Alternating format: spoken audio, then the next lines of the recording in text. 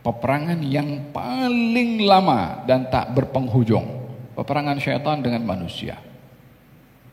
Ya kan? Peperangan dunia kedua pun selesai, dah bertukar dah. Tak tahu peperangan dunia ketiga, Allahu a'lam. Jadi kerja syaitan itu was-was mengganggu. Jangan terima rasuah. Kalau hadiah tak apa. Okey, terima pun. Ya kan? Balik daripada kerja, alah, Jumat dah letih dah. Minggu depan kan ada. Tengok live streaming saja. Ini tak tegur yang tengok live ya, tak ada maksud sama sekali.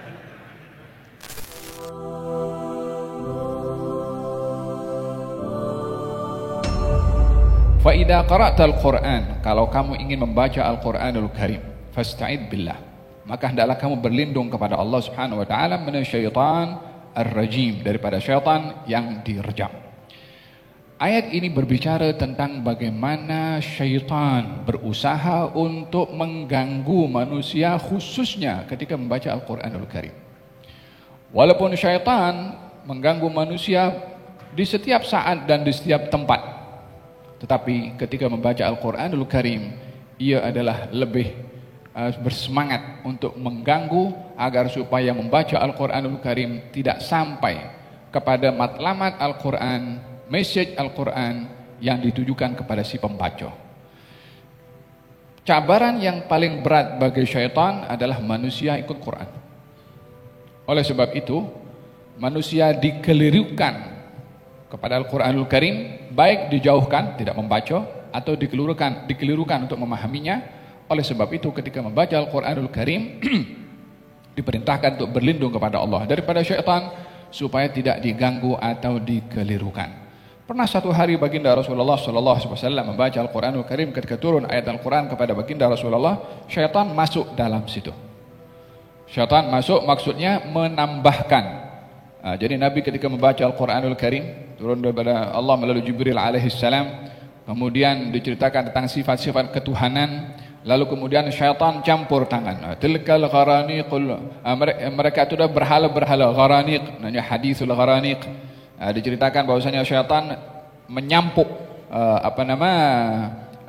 bacaan Quran yang dibaca oleh Nabi sehingga mengelirukan kepada kaum musyrikin. Tengok Muhammad setuju dengan berhala-berhala kita, padahal itu suaranya syaitan, bukan suaranya baginda Rasulullah SAW. Campur tangannya syaitan ketika baginda Rasulullah membaca Al-Qur'anul Karim, apatah lagi yang lainnya ketika membaca Al-Quran. Oleh sebab itu, kita diperintahkan ketika membaca Al-Qur'anul Karim untuk berlindung kepada Allah daripada syaitan yang direjam. Sejauh mana syaitan itu mempunyai kuasa untuk mengganggu manusia? Dalam sejarah, peperangan yang paling lama dan tak berpenghujung, peperangan syaitan dengan manusia. Setiap peperangan di atas muka bumi ini bila bertukar generasi, maka selesailah perang. Perang dunia pertama selesai, ya kan? Peperangan dunia kedua pun selesai, dah bertukar dah, ya kan? Tak tahu peperangan dunia ketiga, Allahu a'lam. Falhasil dengan pertukaran generasi, maka selesailah peperangan itu, kecuali perang dengan syaitan. Tak selesai-selesai, walaupun generasinya bertukar. Daripada zaman Nabi Adam sampai sekarang sudah berapa generasi. Masih tetap makhluk yang sama yang memerangi, yaitu iblis. Di dalam Al-Qur'anul Karim, Allah Subhanahu wa taala berfirman, di pada hakikatnya permusuhan yang peperangan terjadi itu antara peperangan syaitan dengan Allah Subhanahu wa taala. Tapi dia tak boleh lawan kepada Allah. Dia tahu dirinya hamba, dirinya makhluk. Dan kita kalau tengok bagaimana syaitan itu berbicara kepada Allah Subhanahu wa taala, kita tahu batasan kelemahan yang ada pada syaitan, tapi dahsyat dan dengki serta geram serta sombongnya itu makhluk yang lemah. Sudahlah lemah tapi sombong. Siapa dia? Syaitan. Katanya begini, ketika diusir oleh Allah Subhanahu wa taala, syaitan mengatakan kepada Allah Subhanahu wa taala, kata-katanya direkod oleh Allah. Katanya, qala rabbi fa'anzirni ila yaumi yub'atsun. Ya Allah, dia minta, Rabbi, wahai Tuhanku, fa'anzirni ila yaumi yub'atsun, berikan saya masa sampai hari kiamat, minta panjang umur. dia tak tanggung-tanggung minta panjang umur sampai hari kiamat. Wih, boleh tahan juga dia hidup selama ini kan. Dahsyatnya itu sombong dan dengki, marah kepada orang. Dia boleh tahan semata-mata untuk menyesatkan manusia. Fa'anzirni ila yaumi yub'atsun. Allah Subhanahu wa taala berfirman, qala fa innaka minal munzarin.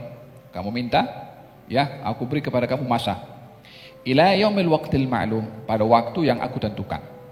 Kamu minta panjang umur sampai hari kiamat, Allah memberikan masa sampai ditentukan oleh Allah Ta'ala.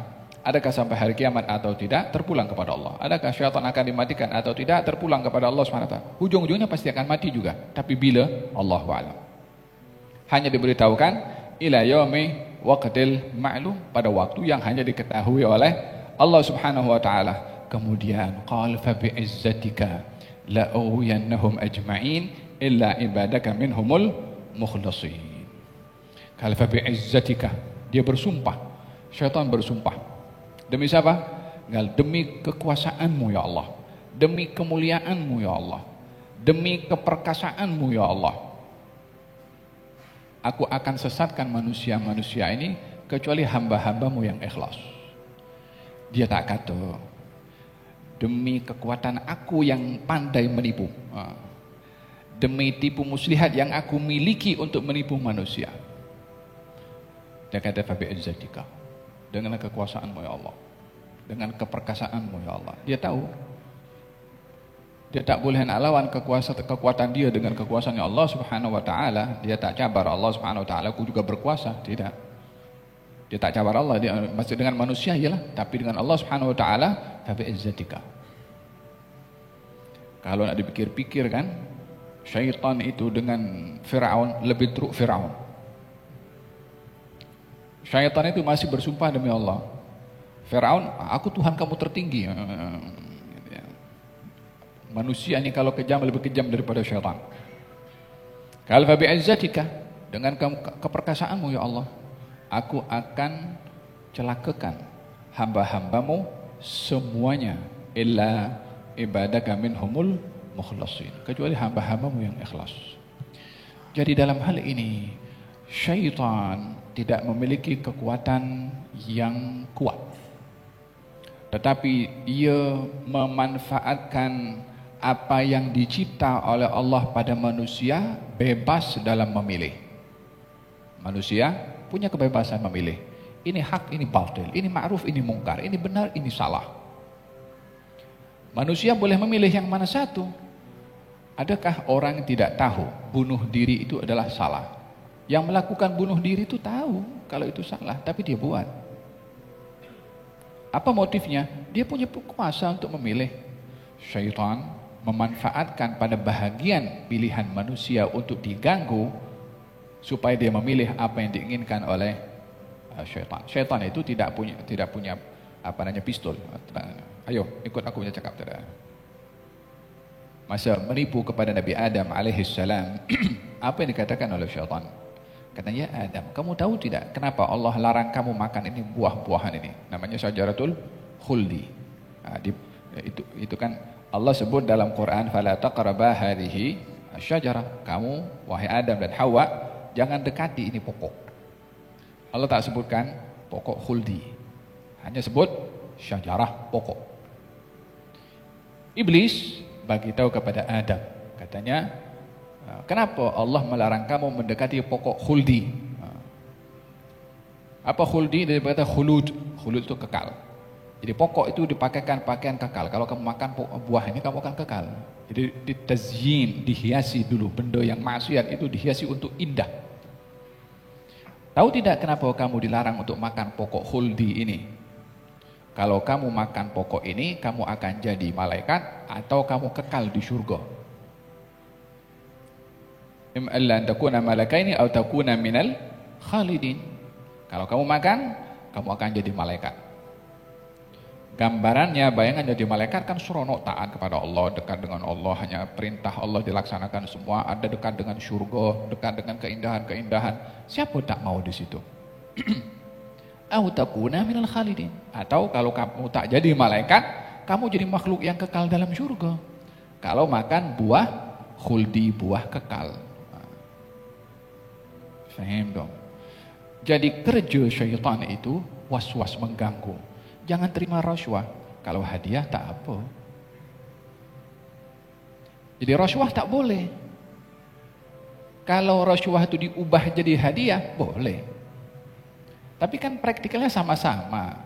Cuma bezanya, ini bukan rasuah, ini hadiah. Oke, terima pun. Atau katanya muqabil masalah atau riba. Riba haram. Kalau faedah bank, oke lah. Terzin. Buat maksiat, Allah kan Maha Ghafur, Maha Rahim. Lagipun manusia ini kan dicipta oleh Allah. Kan Nabi bersabda, semua anak Adam itu mesti berbuat dosa. Dan sebaik-baik orang yang berdosa adalah orang yang bertaubat. Buat je dosa, nanti taubat. Faham dong? Curi je, nanti pergi umrah. Ambil je duit orang, tak apa. Nanti pergi haji kan semua dosa diampunkan. Itu kan dalam hadis dia katakan, orang kalau pergi haji, balik daripada haji, semua dosa-dosanya diampunkan umpama bayi baru lahir. Buat saja apa saja, nanti pergi ke haji tahun depan berapapun, tak apa. Yang penting balik dalam keadaan dosa diampunkan. Tazyin. Nak tipu siapa dia? Tapi kan guna ayat, guna hadis, itu syaitan sudah expert dalam hal ini. Itu syaitan ada kuliahnya juga dia, kuliah dalam menipu. Tahu apa yang dikatakan kepada Nabi Adam alaihissalam? Kalau kamu makan, kamu akan jadi malaikat atau kamu kekal. Tak cukup itu. Wa qasamahuma inni lakuma laminan nasihin. Wallahi, demi Allah, dia guna sumpah, dia gunakan nama Allah, bersumpah dia. Wa qasamahuma, dia bersumpah dengan nama Allah. Inni lakuma, sesungguhnya saya ini laminan nasihin, adalah orang-orang menasihati kepada kamu. Dia lantik, siapa lantik dia penasihat? Tak ada, dia lantik diri sendiri. Intinya, syaitan tidak punya kuasa apa-apa melainkan hanya was-was. Dimanfaatkan kekuasaan yang ada pada manusia untuk memilih. Pada bahagian itu syaitan akan masuk. Walihada dalam Al-Quranul Karim juga ketika di akhirat nanti. Di akhirat katanya qala syaitan lamma qudiya al-amr. Hari kiamat sudah terjadi, semua di akhirat berhadapan dengan Allah Subhanahu wa taala. Orang-orang yang diganggu dan disesatkan oleh syaitan komplain kepada Allah Subhanahu wa taala, ini semua gara-gara syaitan, ini gara-gara iblis, ini gara-gara iblis pun dihabiskan, dibebankan kesalahan manusia. Ya Rab, aku buat ini gara-gara syaitan. Aku buat ini gara-gara syaitan. Syaitan jawab kepada orang yang condemn kepada syaitan. Katanya, innallaha wa'adakum wa'dal haqqi wa wa'adtukum fa akhlaftukum. Allah menjanjikan untuk kamu janji yang benar. Saya juga janji, tapi saya tipu kamu. Katanya, fala talumuni walum anfusakum. Saya tak punya kuasa untuk paksa kamu ikut saya. Saya tak ada. Dia sendiri mengaku, saya tak punya kuasa untuk paksa kamu. Illa an da'autukum fastajabtum li. Saya ini hanya iklan saja, promote saja kepada kamu, offer saja kepada kamu. Illa an da'autukum, saya hanya mengajak, menjemput, mengundang, hantarkan surat jemputan daripada syaitan. La haula wala quwwata. Allah yakhrib baitak ya syaitan. Fastajabtum li, kamu terima jemputan saya, kamu ambil saya punya undangan. Fala talumuni walum anfusakum, kamu jangan maki saya, maki diri kamu sendiri. Siapa suruh ikut? Ma ana bimusrikhikum, saya tak boleh teriak minta tolong kepada kamu. Wala antum bimusrikhiyah, kamu tak akan mungkin boleh berteriak minta tolong kepada al-musrikh, orang yang berteriak minta tolong. Orang kalau minta tolong, tolong, dia angkat suara kan. Syaitan kata, aku tak boleh teriak minta tolong kepada kamu, kamu pun tak ada guna berteriak kepada aku, minta tolong kepada aku. Itu kata-kata yang akan diungkapkan oleh syaitan kepada followersnya nanti, netizennya syaitan. Semoga Allah lindungi kita, tak mau jadi follower syaitan wala netizennya syaitan. Wallah, dengar pun geram. Wallah, tapi itu akan dikatakan. Yang pelik, kita dah tahu, kita baca dalam Quran, Itu hakikat dan itu benar, masih ikut juga. Jadi yang akan ikut syaitan ini kan, ingatkan, coba ingat kata-kata itu. Dengar pun punya geram. Tapi itulah yang berlaku kepada orang-orang yang tertipu dengan tipu muslihat syaitan. Walihada diajarkan oleh Allah Subhanahu wa taala. Syaitan ini kekuatannya bisik, was-was. Dia tak punya kekuatan yang kuat. Tapi permasalahannya kekurangan yang ada kepada kita manusia yang diganggu oleh syaitan, kita tak boleh berhadap langsung dengan dia. Karena dia halus. Jadi siapa yang boleh melindungi kita daripada syaitan? Kalau kita lawan dengan manusia dengan manusia, mungkin kita ada sesuatu yang boleh kita gunakan untuk bela diri. Tapi nak lawan kepada syaitan, nak lawan dengan macam mana? Tidak ada tempat untuk kita dapat melawan kepada syaitan kecuali fasta'in billah. Hanya dia yang maha kuasa subhanahu wa ta'ala yang boleh melindungi manusia daripada gangguan syaitan. Kenapa kita diajarkan di dalam hadis Nabi Muhammad SAW, katanya kalau kamu makan baca bismillah, kalau kamu masuk rumah baca bismillah. Yang baca bismillah ketika makan syaitan tidak makan bersama dengannya. Kalau masuk rumah baca bismillah, syaitan tunggu kat luar. Kalau baca doa masuk masjid, syaitan tak masuk dalam masjid. Itu syaitan tak pergi ke klub. Dah cukup dah, syaitan tengok kelab dah boring dah. Untuk apa dia punya geng di situ? Tak ada syaitan di situ, dah cukup itu syaitan manusia yang ada kat situ. Syaitan akan cari yang datang tempat macam ini. Ya kan, balik daripada kerja, alah Jumat dah letih dah. Minggu depan kan ada. Nanti jam pula nak pergi Masjid Mu'adz bin Jabal itu kan. Nak parking susah pun juga. Tengok live streaming saja. Ini tak tegur yang tengok live ya, tak ada maksud sama sekali. Tapi jangan sampai seperti itu. Kalaupun akan tengok live streaming, jangan motifnya malas untuk hadir.